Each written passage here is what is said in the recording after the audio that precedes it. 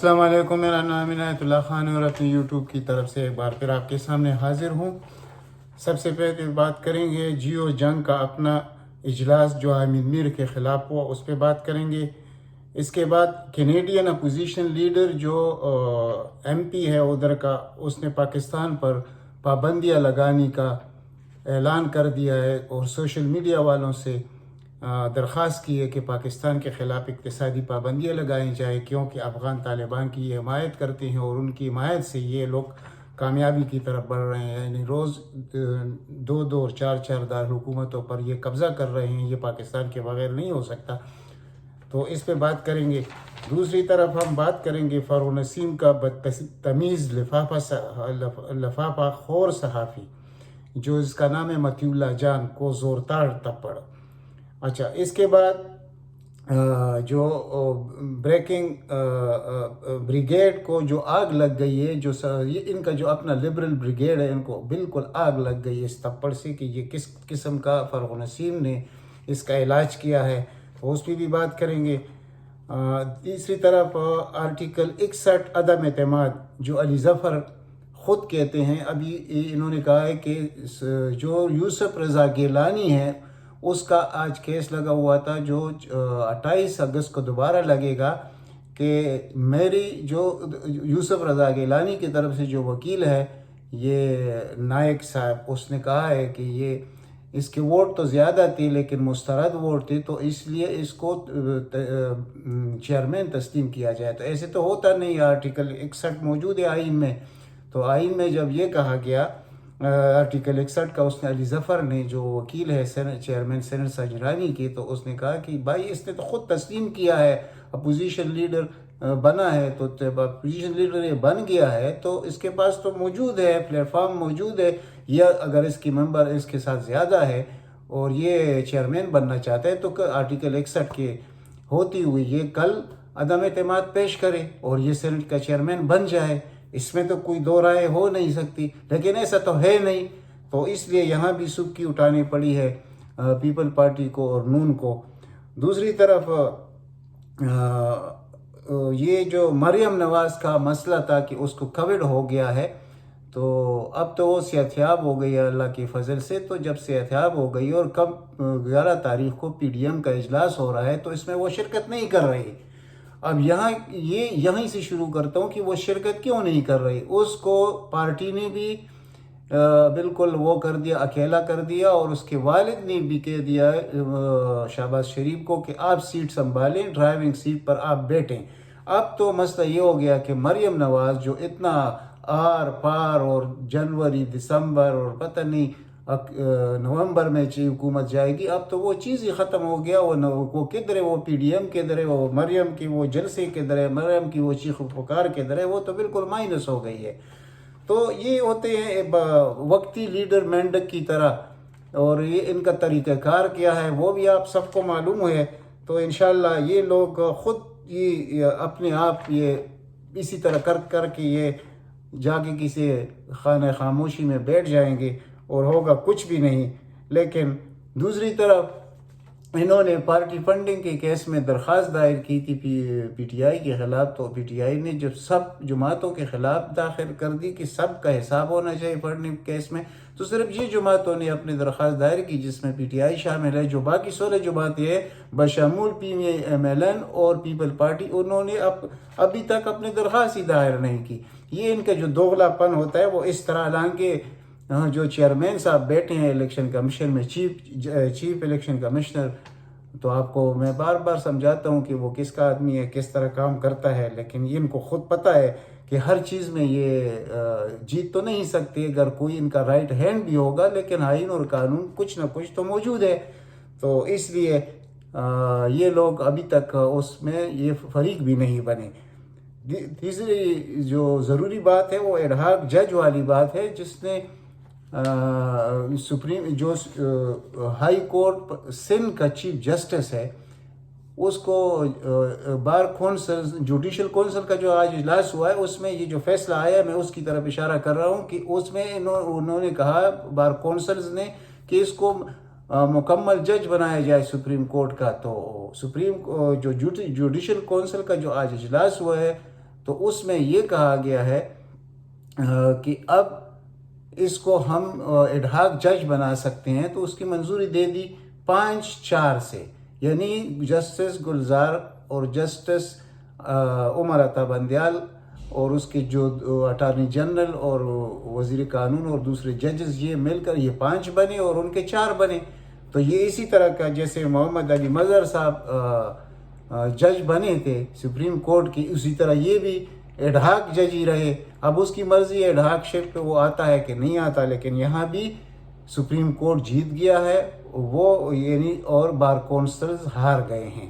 میرا مقصد یہی ہے صرف کہ آپ کو ذرا اس کی جاتے جاتے یہ بات بھی آپ کے ذہن میں بتا دوں کہ انشاءاللہ بہت کچھ بدلنے والا ہے۔ ان کی چیخ و پکار آپ خود سنتے جائیے گا۔ یہ جو اپوزیشن ہے، یہ جو بار کونسلز ہے، جو بار ایسوسییشن ہے، ان سب کا آپ کو مستقبل میں خود پتہ چل جائے گا کہ ان کے ساتھ ہونے والا کیا ہے۔ لیکن جو جنگ اور جیو کا جو اجلاس ہوا ہے اس پر ذرا غور کریں، اور پھر اسی وقت جو 30 سے 40 سینئر موسٹ لوگوں کے ساتھ جو ملاقات ہوئی ہے اعجاز اعوان کا، تو اس پہ بات جنرل باجوہ صاحب کا، تو اس پر جنرل باجوہ صاحب نے کہا ہے کہ ہمارا کیا تعلق ہے کہ یہ شخص کو ہم نکالے جیو کے پروگرام سے، حامد میر کو، یا جنگ کے پروگرام سے اس کو نکالے، ہمارا اس سے کوئی تعلق نہیں ہے۔ وہ خود آ کر حلف اٹھائے کہ اس کے ساتھ اور جی اور جنگ کا کوئی نمائندہ آ کر ہمیں سمجھائے کہ ہم نے کوئی ایسی بات کی، ہمارا ان چھوٹے چھوٹے معاملات سے کوئی تعلق نہیں ہے، نہ ہم اس میں پڑھتے ہیں۔ تو دوسری طرف پھر یہ جب اجلاس ہو رہا تھا تو اسی وقت جنرل اعجاز اعوان نے جو ایک زبردست سوال کیا جنرل باجوہ صاحب سے کہ جناب آپ کو یہ صفائی دینے کی تو کوئی ضرورت نہیں ہے، آپ تو ایک بہت اعلیٰ مرتبے پر فائز ہے، اور اگر اس قسم کے لوگوں کو آپ جواب دیں گے تو یہ تو اچھی بات نہیں ہے۔ یہ بات بالکل میں اس کے ساتھ اتفاق کرتا ہوں جنرل اعجاز اعوان صاحب کے ساتھ، وہ بہت زبردست قسم کے جنرل رہ چکے ہیں، سب دنیا اس کو جانتی ہے۔ تو اس نے کہا یہ کون سے مینڈکوں کی بات ہے کہ بات کرنے کی ضرورت کیا ہے کہ ان کے متعلق آپ بات کریں گے کہ ہمارا اس سے کوئی تعلق نہیں ہے۔ تو اس دوسری طرف پھر اسی وقت جیو اور جنگ کا خود اپنا اجلاس ہوا، اپنے جو ان کے ورکر ہے جتنا ٹیم ہے، انہوں نے کہا کہ بھائی یہ شخص تو ہمارے لیے عذاب بنا ہوا ہے حامد میر، کیونکہ یہ ملک دشمنی میں یعنی عجیب باتیں کرتا ہے اور بدنامی ہوتی ہے جنگ اور جیو کی، اور پابندیاں لگتی ہے ہم پر اور ہم بے روزگار ہوتے ہیں، تو ایسے شخص کو ہم خود قبول نہیں کرتے، اس کے ساتھ کسی ادارے کا کوئی تعلق نہیں ہے۔ تو یہاں تو عامر میر کو بالکل لٹا ہی دیا، اپنے ہی ادارے نے اس کو ناک آؤٹ کر دیا۔ اور یہ ہوتا ہے ان لوگوں کا جو یعنی جیسے کینیڈین اپوزیشن لیڈر جو پاکستان کا انتہائی مخالف شخص ہے اور جس نے دنیا میں ایک ایش ٹریک چلانا شروع کر دیا پاکستان کے خلاف کہ پاکستان پر اقتصادی پابندیاں لگنی چاہیے، تو یہ ان کے صحافی ہوتے ہیں، یہ لوگ یہ پاکستان کے لوگ نہیں ہوتے، یہ ان کے پیرول پر ہوتے ہیں۔ لیکن اسی دن جس دن انہوں نے یہ کام کیا اس کینیڈین لیڈر نے، تو دوسری طرف امریکہ نے خود فون کیا جنرل باجوہ صاحب سے کہ یار میں نے کہا کہ جناب ہم تو آپ سے اچھے تعلقات رکھنے کے خواہش مند ہیں اور ہم چاہتے ہیں کہ ہمارے تعلقات پہلے جیسے رہے، لیکن یہاں جنرل باجوہ صاحب نے کہا کہ نہیں، پہلے جیسے تو نہیں رہیں گے، ہم تو افغانستان کی خانہ جنگی کو پاکستان میں امپورٹ نہیں کر سکتے، ہم افغانستان کا امن ہمارے لیے سب سے پہلا کام ہے کہ افغانستان میں امن ہو، اور یہ افغانیوں کا کام ہے، اس پہ ہم مداخلت نہیں کریں گے۔ تو اسی دوران یہ جیسے ٹیلی فون رابطہ منقطع ہوا تو دوسری طرف سے چائنا کا سفیر آیا اور جنرل باجوہ سے ملا، اور اس نے یہ اعلان کہہ دیا کہ پاکستان کے ساتھ ہم ہر محاذ اور ہر فورم پر ہم کھڑے ہیں، اور پاکستان کو نقصان پہنچانے کا مقصد ہے کہ چائنا کو نقصان پہنچانا۔ تو آپ سمجھتے ہیں کہ وہ کیوں یہ بات کر رہے ہیں، ہمارا جو سیپ ہے کہ یہ دنیا کے لیے کتنا بڑا درد سر بنا ہوا ہے، اور اس علاقے میں اس کو گیم چینجر کہا جاتا ہے، اس کی سے تو دنیا بدل جائے گی۔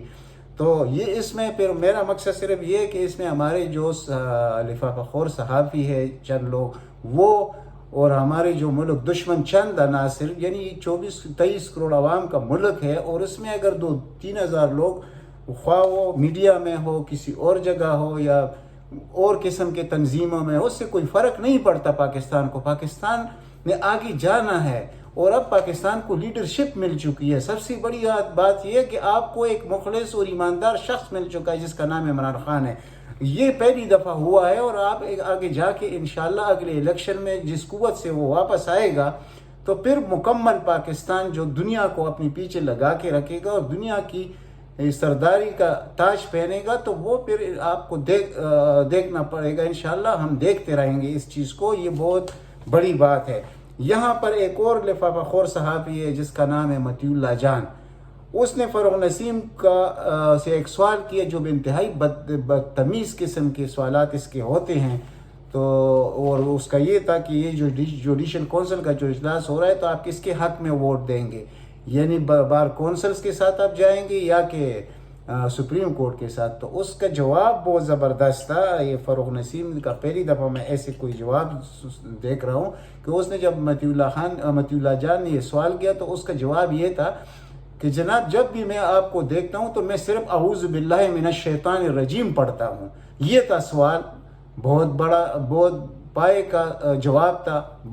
اس سوال کا جواب اس طرح ہر آدمی نہیں دے سکتا, اور اس نے جس قسم کا جواب دیا ہے تو اس سے تو اس حکومت کا سر فخر سے بلند ہونا چاہیے کہ اس کے جو وزیر ہے کچھ نہ کچھ جو لوگ ہیں ان کے بیچ میں وہ اس قسم کے جواب دے سکتے ہیں, اور آئندہ کے لیے یہ اپنے زخم میں چاٹتے رہیں گے. یہ لفافہ خور صحافی, ابھی تک تو اس پہ کوئی ٹویٹ وغیرہ آیا نہیں ہے جو ابھی وائرل ہو چکا ہے, لیکن کل تک آ جائے گا اس پر. جو اس کے جو دوست ہیں لفافہ خور دوسرے لوگ. اور یہاں ایک عجیب بات اور ہے کہ سلیم صافی بھی جو اس کے ساتھ تھا, جنرل صاحب کی ملاقات میں وہ بھی موجود تھا, تو اس نے بھی اون نہیں کیا حامد میر کو. یعنی اس متی اللہ جان کو میں چھوڑ دیتا ہوں, ابھی حامد میر کی دوبارہ بات کرتا ہوں. کہ یہ جو ان کا بہت قریبی آدمی ہے حامد میر کا, یہ سلیم صافی اور چند دوسرے لوگ, انہوں نے خود اون نہیں کیا. وہ کہتے ہیں ہم اس کے جو بیانیہ ہے حامد میر کا, اس کے ساتھ ہم کھڑے نہیں ہو سکتے, ہمارا یہ کام نہیں ہے, نہ ہمارے ادارے کا یہ کام ہے. تو یہ دیکھیے یہاں پر ہر آدمی اپنے لیے سوچتا ہے اور اپنے غم میں مبتلا ہے. پاکستان کا فکر کسی کے ساتھ نہیں ہے, اور انشاءاللہ پاکستان بہت مضبوط ہاتھوں میں. یہ لوگوں کا فکر ہو نہ ہو یہ کیا کریں گے, سوشل میڈیا اس کا جواب دینے کے لیے موجود ہے. ان لوگوں کو وہاں تک ہم انشاءاللہ پہنچائیں گے جہاں ان کا مقام ہے. یہ ان کو چاہیے کہ یہ ملک, یعنی آپ دیکھیے جو بات ایک کو چھوڑ کے دوسرے میں کرتا ہوں تو اس میں ایک مقصد ہوتا ہے. یہاں ایک بات ہوئی ہے, جنرل اعجاز آوان نے ایک بات کہی ہے جنرل باجوہ صاحب کے سامنے کہ دیکھیں جناب یہ جو اس قسم کے لوگ ہیں تو ایسا نہ ہو کہ کوئی اس پر ٹوٹ پڑے. یعنی ٹوٹ پڑنے کا مطلب کیا ہے کہ ان کو ختم ہی نہیں کر دے. ہم تو ہمارا ملک اس بدنامی میں تو نہیں آنا چاہتا, اور نہ کوئی یہ چاہتا ہے نہ کسی کی زندگی ختم کرنے کی بات. لیکن اس نے جس انداز سے یہ بات کی ہے, یعنی اس نے یعنی کمانڈوز کا لفظ تک استعمال کیا, تو ان کو ڈرنا چاہیے کہ ابھی سے یہ ٹھیک ہو جائے. اور جتنا کچھ انہوں نے کمانا تھا وہ انہوں نے کما لیا.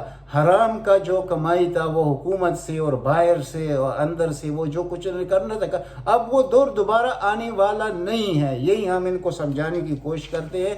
تو تھوڑا سا ویڈیو لمبا ہو گیا, میں اس پہ معذرت کرتا ہوں. آج تک اتنا ہی. ملتے ہیں اگلی ولاگ میں. اس چینل کو سبسکرائب کیجئے, اس ویڈیو کو زیادہ سے زیادہ شیئر کیجئے تاکہ عام آدمی تک میری بات پہنچ سکے. اللہ تعالیٰ آپ سب کو اپنے حفظ و امان میں رکھے. والسلام.